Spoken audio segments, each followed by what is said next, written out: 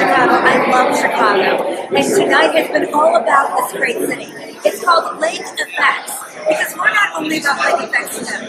We're about Lake Effect culture and diversity and great restaurants, film, fashion, a great focus in the creative arts.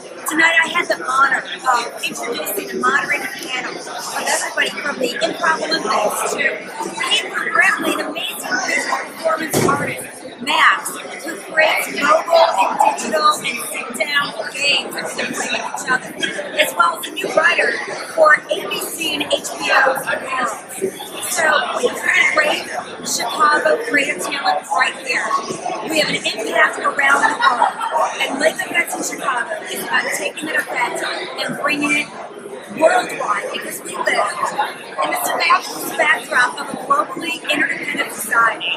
And I'm so happy to be a part of it from Chicago. I have a book called Eat, Drink, and Succeed.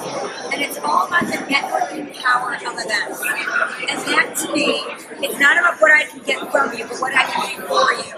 And that's very much what the Lake Effect of Chicago is all about. What can I do for you? When you're in Chicago, you're at a coffee shop, you're at a great event like this for the city, it's about what somebody else can do for you. Everybody wants to be involved and help each other out.